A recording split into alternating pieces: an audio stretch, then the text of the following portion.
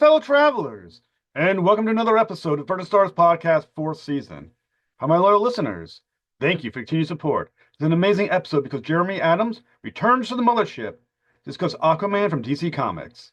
Now, come aboard as we go traversing the stars. Hello, Mr. Adams. Thank you for coming back to the Versus Stars Podcast. Oh, I'm glad to be here. So, my pleasure. Always one of my favorite guests. I love talking Green Lantern with you. Enjoy talking The Flash with you. And now we get to talk Aquaman and later Flash Gordon. And I will say, Aquaman has always been one of my favorite characters. But I always feel like he gets shortchanged. Like he never had that one super long run. Yeah. Well, Yeah. I mean, and the run that he did have, it was like Peter David's run, which was really long, but I don't know how in continuity that run was, but he really swung for the fences in that run. Because I was rereading it and I was like, oh, it's like Tarzan, like he was raised in the sea and stuff. yeah. And then chopped off hands and all that stuff. So when you're thinking about your run of Aquaman, because you're now the writer of Aquaman, is there a specific run that you're looking at and went, this is kind of what I want to model what I do after? No. The truth is, it's like we've had some Aquaman has had a bit of a resurgence. Not just like the Jason Momoa movies or Brave and the Bold, which really, had a great hook as him like outrageous. Yeah. Um, and then you start going back in the books. Jeff Johns' run obviously was wonderful as he tried to he kind of leaned into you think he's a joke, but no, he's not a joke, Yeah. and then, like I said, Peter David's run's fantastic. Abnett's run's fantastic. There's a lot of really good runs. But for whatever reason, I think there's a level of like, do we really know who Arthur Curry is? Like, do we get a grasp of who he is as a person? I see the stoic king guy, but like I don't know his thought life. And that's different than like Batman or Superman. We know he's a farm boy, like Yeah. or Superman is like a rich kid that watched his parents die, and we kind of get a lot of glimpses. But with Aquaman, I don't know if we do that. So there's not a particular run as much as I like power through a ton of books and let my body absorb it. Hmm. then and then see what comes out. I kind of feel like Aquaman was really done dirty by that one series of Super Friends, and people Right, never let it go. right. It's such a funny thing. That's the one thing that just kind of like sticks in people's heads. But like I said, I feel like there's a weird Aquaman renaissance about how cool he can be.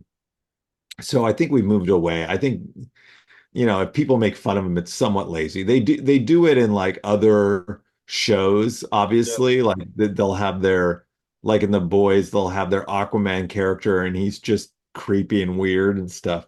But yeah, I'm gonna stay away from that. Even the conversation about that. I'm just like, what would be how I start anything is like, what would be an Aquaman run that I'd want to read?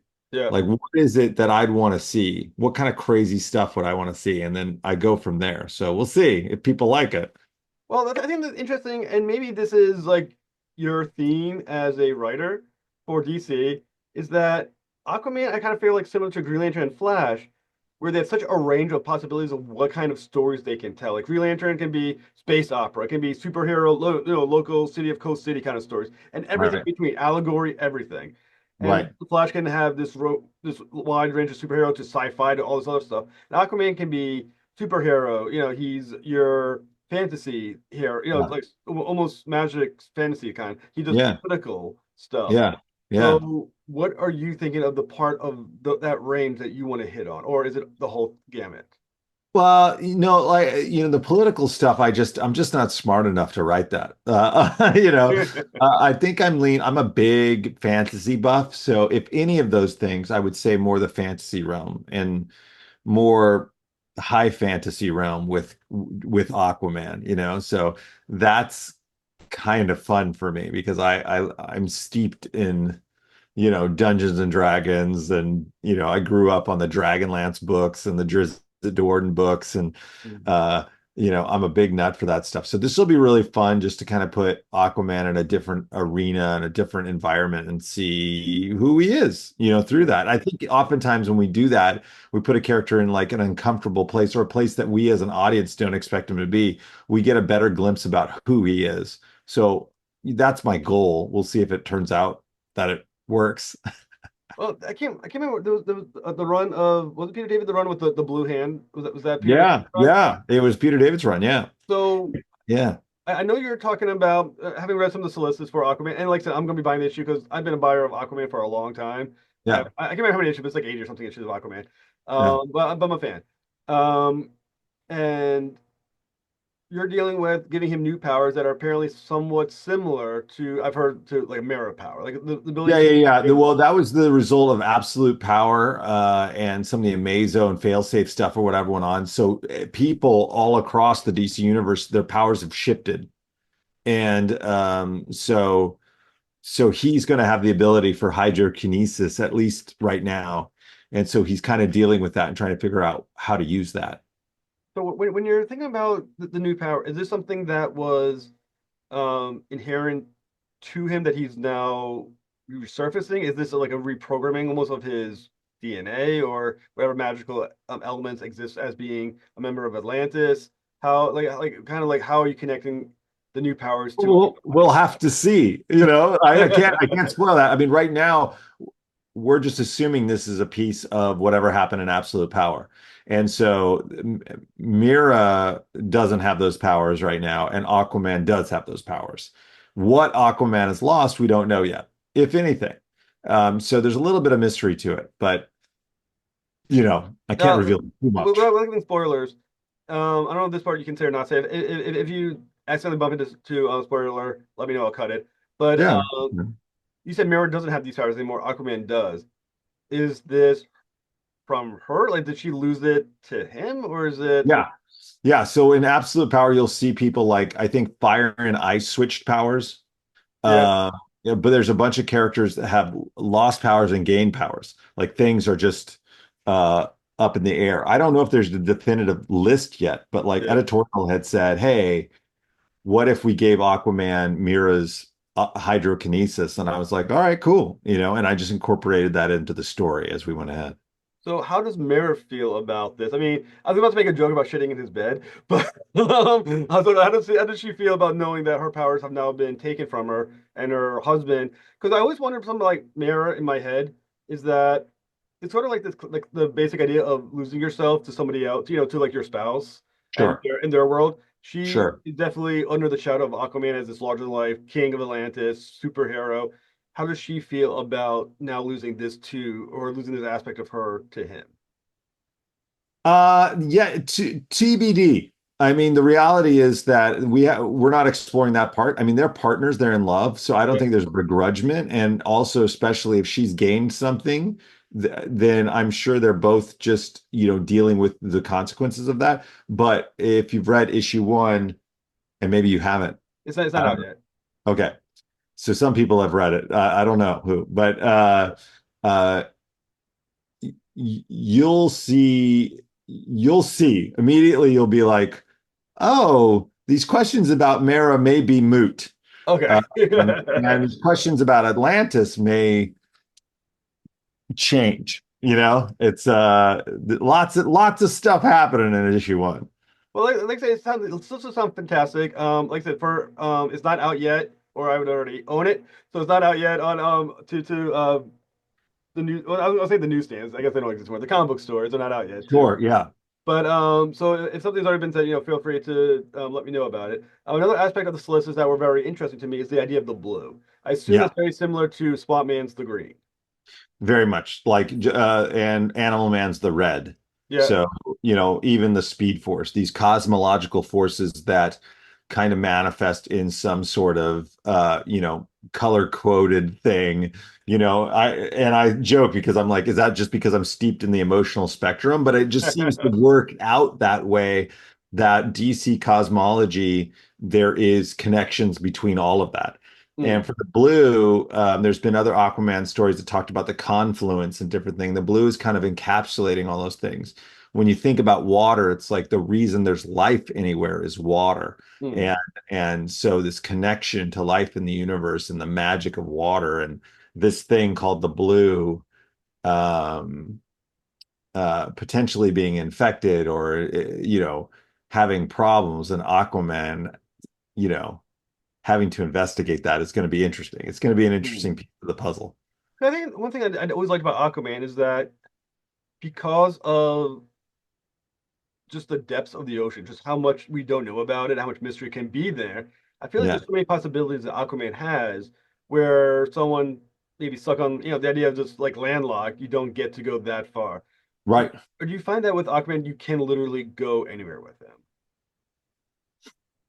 Um, y- yes. I mean, in full transparency, this story of Aquaman is going to be a story of him on a journey, and I can, as a writer, take him anywhere I want, which is great.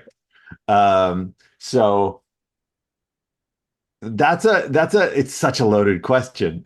It's such a loaded question. I will tell you that for the Aquaman series, at least that I'm writing, in my head, I have three different sections of it. I have three different like big arcs of this story that I want to accomplish. Um, and depending on sales, we'll see if we see those Hmm. three arcs. But there are three big sections that I'd love to explore. In the first section, um, it becomes very apparent in the first issue what it's about, but the preview pages are out. You see that this is a story not of Aquaman as a king, as a hero, as a lover. It's a different story. It's a journey about something else. And so there's going to be a lot of mystery, a lot of new faces and old faces that will show up in it. It's not going to be business as usual for Aquaman. It's not going to be something that if you think this is just Aquaman saving ships, it is not. It is definitely going to be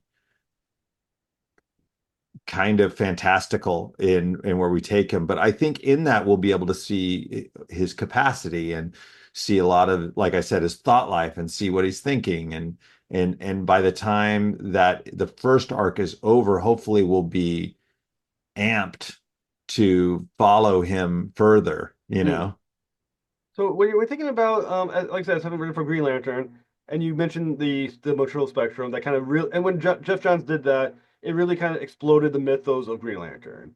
Are you Yeah. looking at a similar expansion for Aquaman of his myths, of the mythos of Aquaman, or the idea of his backstory and history and all that other stuff of the character, or is it more like a honing into an aspect of his personality? Yeah, there will be expansions of some of the mythology of things around Aquaman. It'll be more about Aquaman as a character and where he levels up in certain ways. But it's also just going to be more of a treatise on Arthur Curry as a person.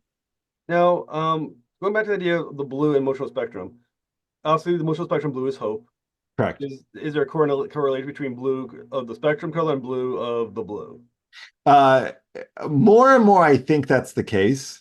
It's not something I've codified Yeah.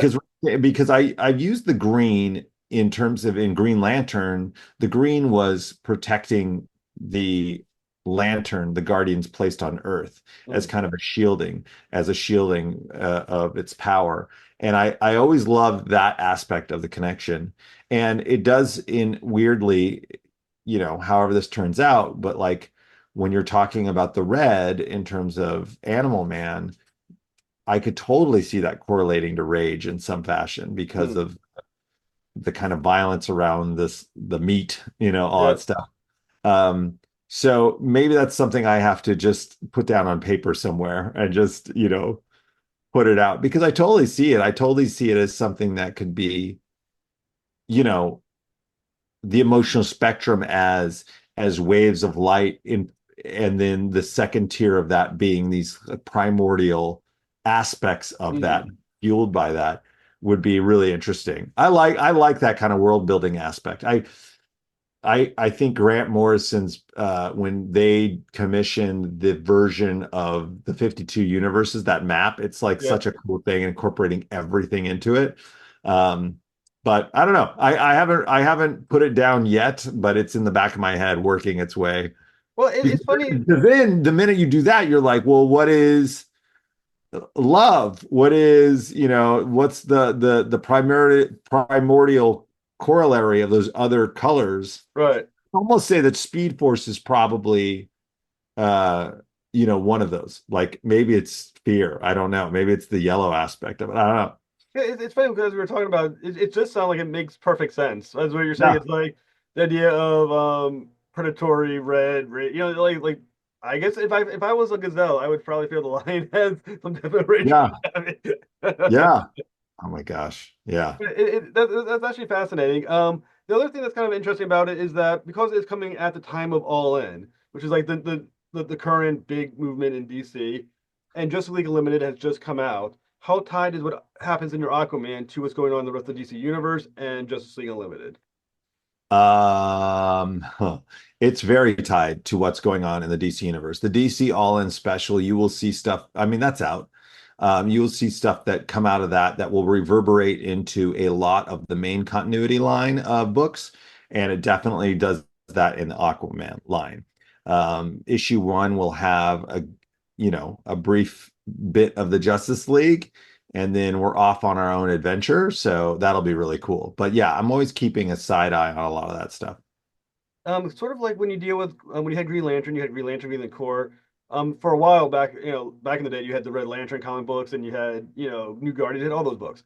And they're all kind of because they're in the same family, like Bat family, they're all beholden to each other. Is Aquaman book, your book, beholden to the Justice League or any other of the family of books? No, no, not at all. It's all solo. Like I get to kind of call the shots on that as far as like what's going on. To some consternation, I'm sure for other people. But right now it's nope, telling a story with Aquaman. But if he does show up in the other Justice League books or anything else, what you have with the character and his new powers will be the version we see in the other books. Correct. Okay. That's always part that makes me wonder. Like sometimes, like I can't remember, like sometimes, like I think when Batman was going through some of his, I think, like after, like he was like living out away from Gotham, he's like under, and then you read like some other comic book, and he's like just regular Batman again. You're just like, this doesn't seem to make sense, connects Yeah, to yeah, each yeah, yeah. other. But Yeah. okay, it was better sometimes. I mean, as far as I know, like the reality is that if somebody does something without telling me, I can't stop them. But as far Yeah. as I know, that's the case. Now, another interesting character that was brought up in this list is a character called Dagon. Am I saying that right? Dagon, yeah, Dagon. Dagon. It's Lovecraftian character. He appeared once a long time ago in Aquaman, but this will probably, whether it's actual him or not, it is, I believe it's a fish god or something in the old Lovecraftian myth. So this is kind of an interesting take on that sort of thing. It probably shouldn't have made its way onto the solicits, but it did. And so people are going to be asking about that for a while. I'm a huge Lovecraft fan. Interestingly enough, because I live in Rhode Island, Yeah. I had visited where he actually did his writing, which wasn't too far Wow. to work. He used to go Wow. to apparently it was an observatory and had like a little office. Apparently, he did a lot of his writing there, and I was like, oh, it's Wow. right there. And I got to go to his tombstone, which is pretty cool too. Oh, that's super cool. That's Yeah, really neat. people still put copies of his books and other Oh, things at his oh, gravesite, like even like just recently, that their stuff was there. It's pretty that's cool. cool. That's cool. So is Dagon someone that Arthur Curry trusts? Or should he trust him? I can't tell you Okay, no worries. that. Um, his connection is essential then to unlocking the mystery of the blue, or is his function something else? Something else. I feel like this is a murder mystery. Okay. I think another interesting thing is that he's kind of like guiding his guide, right? No, Okay. that I think was a mistake in something. Okay. But no, no, not at all. Not at all. So He will have a guide, but it won't be Dagon. are you bringing back like Volko or? I'm not telling you. Okay. No worries, no worries. Are you able to hint at what the relation between these two characters is going to exist like? No, Okay, no. they're not like adversaries though. I mean, this is not like Batman. I'm not saying anything more, Okay. man. You got to read it because I All that right. that's divulging too much. So another thing that you mentioned as well is that you're looking at basically a 5-year plan for Aquaman. What? That's what 5 year? that's what it said. 5-year plan. Who said that? when I'll have to find solicit. But it was in there that it was a I No, I bet I said because I said to somebody, I go, "Oh, is this going to be like Babylon 5 where I'm like I have a five I maybe said that as a joke, but no. okay. I have like I said, three hold on, my dog's trying to bite me. Stop, dog. I have a three, I don't want to say year, but kind of like three arcs that I think are going to be significant. So we'll see if it works. Is Are you thinking in your head the concept of like longevity, like how to make this Oh. last? Are you thinking how to just how to make it an arc? Or are you thinking how to keep it running as a longer running series? It depends on which book I'm doing. I mean, there's a level of like sometimes I'm just hopeful that they'll let me stay on. Hmm. Like with the Flash, I had definitely like mini arcs. Like I had designed that specifically so that there would be jumping on points onto the book. So I would have like a bunch of mini arcs, and then I would have mini arcs. With Green Lantern, it was a much longer arc. It's a much more serialized, and I was shooting towards something far in the distance. And I was really trying to eyeball the pacing on that. And sometimes it was too slow, sometimes it was too fast. Sometimes I got interrupted by, other events. With this one, I very specifically know what those three arcs are. I would love for them to be, I mean, if I was like, hey, price is no object, it's like I would want them to be three 12-issue arcs. But I am beholden to the marketplace like everybody else. Like if people just drop the book or it's not selling, that will be a very short run of a book. So, I mean, for people that do wonder about that, like, what do you think it is that people understand the least about Aquaman? Like, because we'll say Aquaman, I always feel like is a character that has, like I said, has always been less popular than he should be. You know what I'm saying? Yeah, Like, but because his Rolling run, like I said, was 75 issues, I believe, was his longest run, and yeah, usually they end at around the 40, 50 issue range. yeah. What do you think people don't seem to understand, or not, or maybe writers haven't properly engaged readers with enough? Yeah, I think it's more of a, I think it's that. I don't know if that's the thing. I think it's all very subjective and we all have our own tastes. And I think it's hard. I think it's very hard to um like keep on with something that takes place not in our world, Right. right? So it becomes a little stranger to be like, oh, I'm reading about these sea monkeys under the sea, whatever. Like it's a stranger thing. And so I think that becomes hard to identify with in a lot of ways. It's the same reason that like Doctor Who has to keep coming back to London. Yeah. Like we need to ground it in the humanity.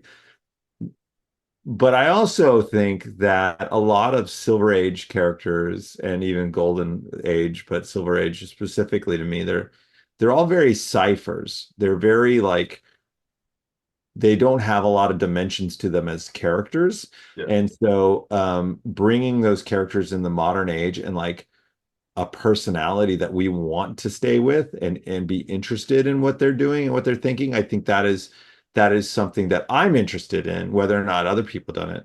I mean, it's a miracle to get a book to last more than 6 issues now, Yep. So I have high hopes, but I'm also very clear-eyed about it.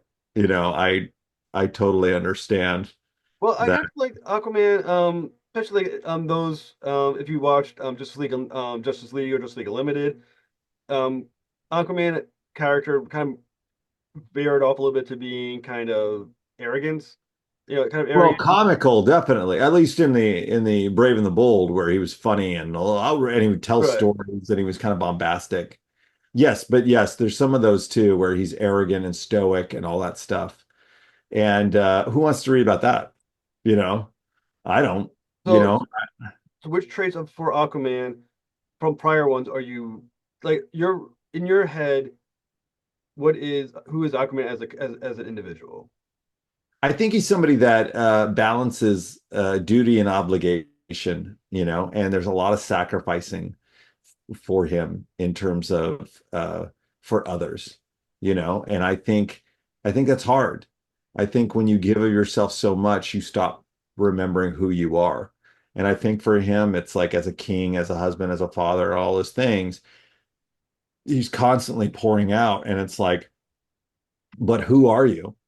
What do you want to do? You know? And I think there'll be a little bit of like wrestling with that. Not wrestling with it, but just like I think just reflecting on it more than anything. Well, I think it's all interesting. Like I said, you write Green Lantern, who I think I've mentioned to you before is my favorite character of a superhero. I mean, I like Kyle Rayner the most, but I like Hal Jordan a lot as Yeah. well. But and you're also taking over, I believe, Green Lantern Corps, starting up. Yeah, with Morgan Hampton. Yeah, in February. Yeah. So once again, you have Green Lantern, Green Lantern Corps, and now Aquaman. You have, and as you mentioned, what you're doing with Aquaman. We're looking at potential tie-ins to these as well as someone who is now writing. Not initially, but hopefully down the road there will be.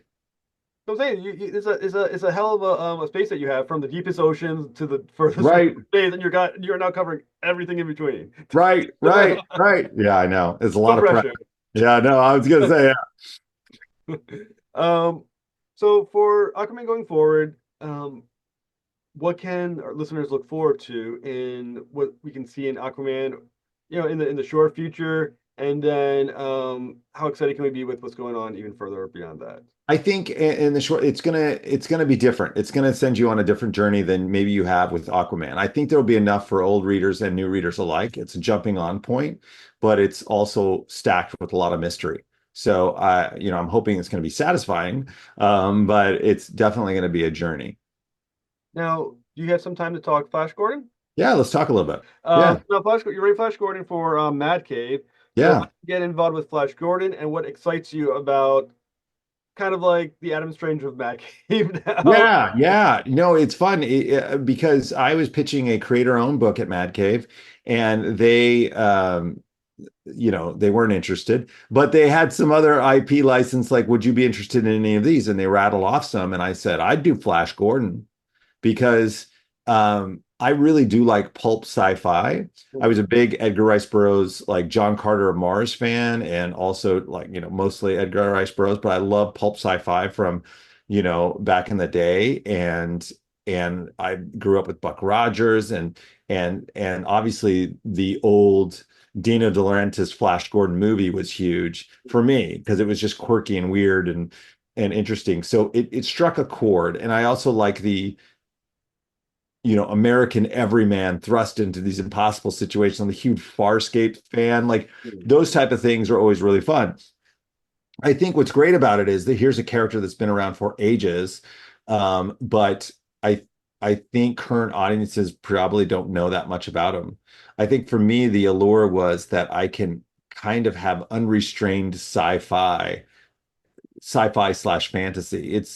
You can see why Star Wars pulled so much from it. It's like there's a level of just like, yeah, maybe it doesn't make scientific sense, but it's a sure a lot of fun. And here's this Right. guy who's just uh, smart and strong, and put him in situations where he has to fight out. And luckily, I have this incredible artist. Will Conrad is so great, and so I can throw anything to him, and then he wants to draw them, and I'm like, this is great, like what else do you want to draw? And I'm happy to do it. So I'm having a lot of fun, just kind of like throwing things against the wall and see if they stick. Then I have like about a 15 issue idea of what I want to do, and we're well on our way to it, and it's exciting. It's fun. It's kind of being reintroduced to a bunch of different characters, and it's great. I really like Will Conrad. He actually one of my first conventions ever. Will Conrad, I had him. I paid for a sketch for him Did of you? a Firefly. It was one of the Oh, first. cool. It's like the first one I ever got was from him. It was really cool. It's also somewhere on one of my walls. It was a fantastic look with the ship, and he had Malcolm. He actually did way more than I thought he was going to do on the page. Oh, that's cool. I think they said just do something for Firefly, and he did this whole thing. I was like, oh Jesus, it was Wow, fantastic. wow, that's great. But Conrad is awesome. And the thing with Flash Gordon, I think he's from the 40s or 50s. I think Yeah, 40s, I think. I think it might 40s. be, yeah, like the late 30s or something, but I think it's 40s. So how do you overcome the complications of having a 40s character in the 21st century?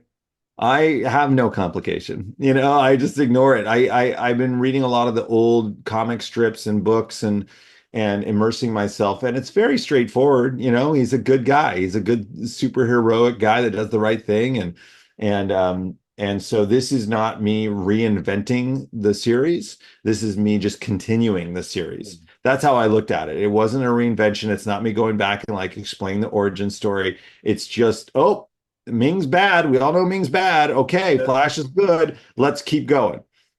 I mean, it feels like there's some slight tweak into who Ming the Merciless is, though, a little bit. Because honestly, Well, in such terms a of the lean. look, Right, right, yeah, right. yeah, that was something they were really. I was like, I want to do a 1-for-1 for Max von Sydow.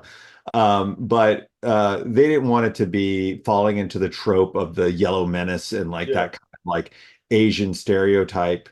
So they tried to make him as more alien looking, which is fine. Mhm. Will does a great job with that. And he's done a great job with all the different characters, kind of reimagining of the characters as long as they hold still. And I get it. Like, you don't want to be a racist in your book.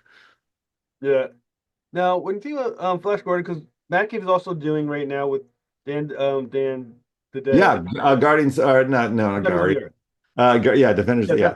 So are these two stories connected? I mean, is this an No. interconnected universe? His is a totally different universe. They have a bunch of other like Flash things that are totally different universe.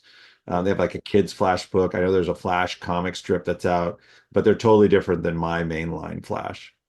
Is that a permanent separation, or I were these don't know. I characters? mean, I I hope not in a way, but we'll see. We'll see what they'll allow me or won't allow me to do. Now, right now, last news issue that is out is Flash Gordon number 4, Yeah. and it starts off with some teamwork between Ming and Flash.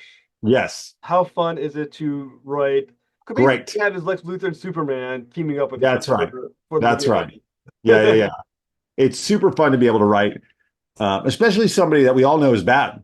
Like, there's Mhm. no hiding it. It's not like he's pretending to be good. It's not like he's pretending to like, he's going to screw you. You're just waiting for a win. And that's interesting to me. That's like, Mhm. oh, we know he's terrible. He's Ming the Merciless, for goodness sake. Yeah. So yeah. So, when we're thinking about this team up, do you find that if Flash and Ming thought about it, they are certain more alike than they think they are in how they approach things? No, I think Ming's terrible and he's going to use power to try to get control of the situation. Hmm. I think that Flash is more empathetic and has an internal moral compass that he's trying to do the right thing. Ming doesn't care necessarily about right. He just thinks about might. Well, the thing with the issue, Flash is helping Ming, who, as you said, is this horrible individual, because against Empress Arden. Right. How are you writing a character to be a worse potential than Flash would feel towards Ming? I mean, because Flash has assumed that he's helping Ming, so whoever he's fighting must be viewed as worse than him. That's a hard road to go to figure out who's worse than Ming. That's true. But at the same time, Flash doesn't know a lot of what's going on. He's still just broken out of planet Death, and there's a lot that he doesn't know that's going on in the universe. With Ming and him, that's why they're working together because they both wanted to get out of this jail. And they're both starting to figure out what's happening in the universe. So in Ming's point of view, Ming just wants his throne back, right? Um, Flash just wants to save Dale. That was the initial thing that in issue 1, he's like, wait, Dale is going to be married. This is going to be bad. I need to save her or be assassinated, and I have to stop it. And it's like he has to, that's his driving force. But he doesn't even know. He hasn't even heard the phrase Empress Arden yet. He has no idea what's going on with that. So when you're thinking about when Flash first appears in the issue 1, he's not in a really good place. No. Um, is he impacted by that experience? Yeah. I mean, if you read issue 0, you see what happened. Issue 1, he's been kind of like given up hope because he's locked in this thing and he needs Yeah. a reason to live. And he gets it in the form of this alien Darenek who mentions Dale. And that sets him, uh, on his journey. So when you think about Empress Arden, what is her? I'm telling you nothing about her. You may be able, to share this one. It's not too bad. It's not too much fun. In her mind, what I mean, it's Ming who kind of is joining for power. Okay, Right. Emperor Arden has a bigger of what it would be her worldview of what everything would look like if she was in charge. Can't tell you. Okay, that's a Can't tell you. We're going to explore that in detail. okay. Yeah. Um, so obviously, in issue four for Clasardi, yeah, we can talk about a little bit. Flash is I'm not gonna say unexpectedly, but he's double crossed by Ming because Yeah. it definitely was gonna have to happen. We knew it was gonna Yeah. happen. Yeah. Flash still decides to dive in and help out. Is going to help out Ming. That's at least that's what the issue's ending with that as being Yeah. the obvious next Yeah. step. Probably that. What is? I mean, shouldn't Flash just run the hell away from Ming as far as Well, he possible? would, but you got to remember that the ship that they've stolen is key to his DNA, so they can't Okay. actually operate it without Ming anyways. And Ming knows that, and he's using that as a kind of leverage point to be like, if this goes sideways, Flash is going to save him because he's an upstanding moral guy, and also he needs me to get off this rock. So there's a little of that like Machiavellian calculation that Ming's doing at all times. So I love that it's just like Flash is in a rock and a hard place. Right. There's no real other version of getting out of this. If Ming didn't have that connection to the ship, would Flash I have let would him die? probably think they would leave. Flash would let Ming die. You think? I don't think I don't know. Because that's the stuff of a real hero, right? Is that you save your enemies. Um, so I have to believe that he would probably step in some fashion or try to. Yeah, I mean, when you think about Flash Gordon, especially as you said, the time period 40s and 50s, they were sort of like in the world of DC. The Yeah, characters are pretty much they're just good. I mean, like Hal Jordan in the 1960s, he's just a good guy. And he's the same yeah, good guy as Batman, Superman. They're all totally good. When you think yeah, about the Flash, because he's some of the similar even earlier time period, is he of the similar character? yeah. Yeah, like a greatest generation. Like they're going to do what's right no matter what, and they're going to step up to the plate. I love that. I love that. I'm not there are anti-heroes out here. He's not one of them. Hmm. Is So when we think about it, so Flash Gordon, when you think about what he does, is he what does 100% he does right for right? Does he have how does he envision this playing out for himself? Who, Flash? Flash Gordon. I'm thinking he's like, I need to get to I'm keeping one eye on Ming because he's terrible. And he was making a ray gun to unravel all of Earth. So there's a certain level of like keep your enemies closer. That's a big part of what Flash is doing. At the same time that Ming's using Flash, Flash is using Ming, trying to get his resources and his ability to help him get to Dale. Now, as we mentioned about Aquaman, that you had basically like a 3 arc view. Yeah. How does that connect with Flash Gordon? And is it a 3 arc view? Are you going arc by arc with Flash Gordon? Yeah, it's like a 3 arc, maybe a little more than 3 arc, but like I'm looking at it at like, I kind of know where the end of it is, this story around issue 15, I think. And because it's an own licensed IP, is there guard like are they telling you can't to go here and Yeah, yeah, yeah, yeah, yeah, yeah, yeah. There's guardrails. King Feature's been really kind though, but I'll say let's do this or let's do this. And I think because it's been an IP that has gone through many variations or whatever, I think they're a little more amenable to ideas that I might have. And they've been very, very kind. is there ever conflict between what you're doing and what Defenders of the Earth is doing as far as be careful going through this storyline because you don't want to cross? I haven't, if there is, I haven't gotten Okay. that. Yeah. So for Flash Gordon, what can we expect for Flash Gordon going forward? We can expect Ming being terrible.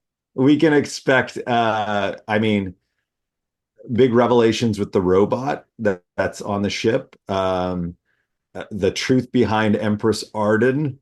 Some very familiar characters from Flash Gordon universe reintegrating themselves into the main story. And yeah, it's going to heat up. Things are going to get crazy. I'm going back with just one last question, if you don't mind. Yeah. 'Cause I kind of feel like with Flash Gordon, and you feel like once again another character that you're got huge scope with, because Yeah. when we talk about Aquaman and how to make Aquaman are relatable when he's not fighting people on land or the United States, he's in Atlantis. Flash Gordon's even further removed from that as well, from Earth. Yeah. How do you make sure the readers latch on to what he's all about? I think the fact that, like, listen, I mean, you watch Indiana Jones and you're like, you get it. Like, here's this cool guy that's trying to do the right thing, and then it gives you that empathy. I think as you go further into the series, it's like when you see who he is and how he was born and raised, I think that helps too. Like when you're in Last Crusade and you see that whole opening, you're like, oh my gosh. And his relationship with his father, and that's stuff that I'm exploring with Flash Gordon as well, and I think will be really interesting. Well, like I said, I thought the four shoes are fantastic. Thank you. And like I said, I'm really really looking forward to. You have no idea how much I'm looking forward to Oh, good. the new Aquaman series. I'm grateful. Thank you so much. But I want to just thank you for coming on the show, Mr. Adams. Yeah. As always, fantastic guest. Thank you so much. Thank you. Have a good day. Awesome, man. See ya. Thanks for listening to another episode of British Stars Podcast. Please like and subscribe. Return for the next episode when Dave Metzger boards the mothership to discuss Mufasa. To the next voyage, travel on.